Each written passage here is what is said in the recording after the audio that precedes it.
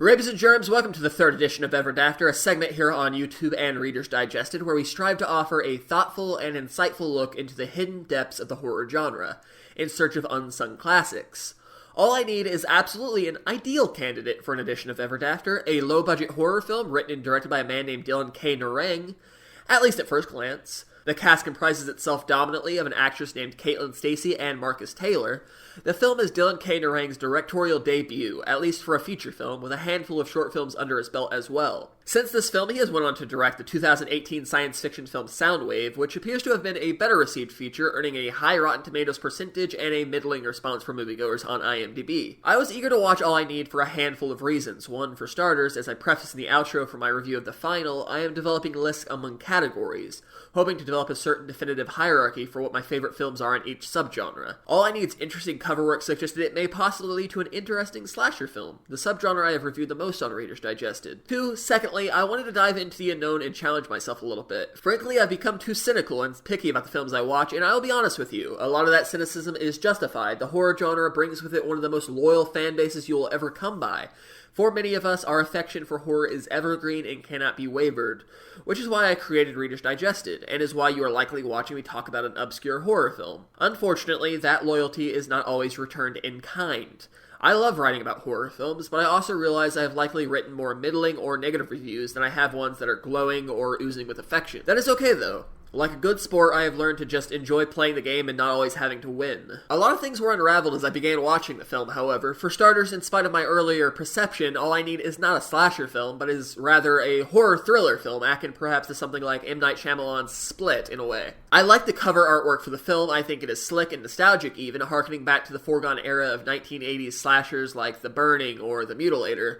But the film is not like that. The ensemble donned by our antagonist is not even witnessed on display until the very end of the film, and we are never offered an actual explanation for why he decided to wear something so unmanageable and contrived. This matters because I think it is something you would most likely overlook in a slasher film. Instead of the way the story is executed, it feels like a glaring disproportion. All I Need is about a woman who wakes up in her underwear with her body restrained alongside several other women in the same predicament. As she awakens, she discovers a burly man is coming in and snatching them up one by one. This is a standard horror motif, scantily-clad women in a dire situation. It is a motif, but it is more often than not a bad motif. Obviously, there is an audience for such content, and I'm not offended by it. Attractive women declothed and done away with, assuming a person can wrap their head around why a person would be murdering someone in the first place, it is easy enough to also understand why that would be their preferred victim. I can understand that, and I accept it. However, it has to be an ingredient to a film, doesn't it? But Beef Wellington, this film is not, and I never would have expected that. But I would have expected proper characterization and better development across the board. The characters have no substantive reason to be there, and they are not fleshed out beyond a superficial surface level. The camera work is shot relatively well. I would not single out any shot as feeling particularly noteworthy, but it does operate functionally on a technical level. The incorporation of sound and music from a thematic standpoint is also beneficial to the film. Again, this is not some elaborate orchestral sound sent from the heavens, but it does operate with a basic understanding and subsequent deployment of that understanding. This film secludes itself to only a handful of locations. The first is where our female protagonist is confined for the film, which is simple but effective. The bathroom is bloody and most of the windows are boarded up with wood. They obviously had limited resources, and I think this would have been satiable had the writing been able to do the heavy lifting. All I Need wraps itself up in about 85 minutes, counting credits, and I like that. For a film with such a basic concept, 85 minutes is all I need. And yet the film feels very, very padded. Scenes are drawn out ad nauseum, where scenes that could have taken seconds can take actual minutes, and that's a difficult pill to swallow for what is already a short film. Scenes, for the most part, although slow and humdrum, are at least competent. They are effective sound bites if paired separately, but don't build a lot of momentum as a feature film. I honestly think you could downsize the film into a smaller 10-minute short, and not only would you have gotten all the information you needed, but it would have been a tauter, more effective piece as a result of that decision. Certain scenes in particular stand out, but for the wrong reason. In one instance, a woman crawls into a ventilator and is stabbed by a pitchfork.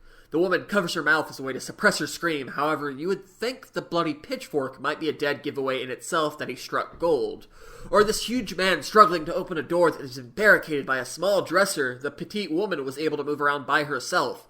Scenes where she is in a bathroom struggling to open a flimsy window that feels like it could very well easily be broken if she were to merely turn around and look for a blunt object to wail on. And it isn't because she's afraid to make a sound, because she screamed at the top of her lungs right before to try and alert someone. These are aspects that could have likely been explained away given the proper attention to detail. Have her wedge the door shut in some way, maybe by propping up a wooden chair. Have her break open the window, but discover she can't actually fit through it.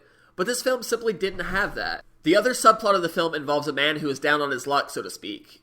He and the mother of his child are not on good terms, and he evidently owes a considerable amount for child support. The man finds himself contacted by a mysterious man with a foreign accent and is pitted with tasks to help himself earn money. It is clearly meant to be a reveal in this film, but it is pretty common sense where they're headed with it. As a matter of fact, it is so on the nose and obvious that I was certain it was a bait-and-switch deal. And, for what it is worth, the film far too hastily throws together its explanation for the man's action, failing to drive home the desperation he feels and explain why he might be compelled to make some of the decisions he makes. Something I pride myself for on Ever Dafter, or at least try to accomplish with the best of my ability, is that I don't punch down. I am not a funny man who is bashing a film for the sake of a few clicks. I am generally thoughtful and genuinely try to see the best out of every film. And for what it is worth, this is not what I would call a terrible film. It shows a level of competence to it for certain, but is otherwise bogged down by underdeveloped contrivances and drawn-out scenes. One day this film might later be a time capsule of a great director's early work, but for a regular moviegoer, it is a dud I can't personally recommend. If you agree or disagree, as always, I would love to hear your opinion or counter-argument against what I have said. As I delve through the genre, I understand that I won't like everything I watch, and I hope you can understand that as well.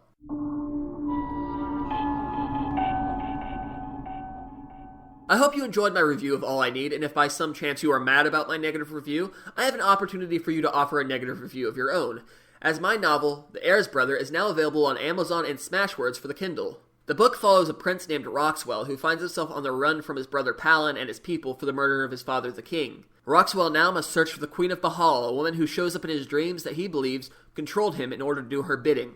The novel runs short at about 200 pages, but acts as a gateway into the world of Maharis, a series that also includes The Red Flux and the Wonderkin Thief, as well as Catiline the Hollow.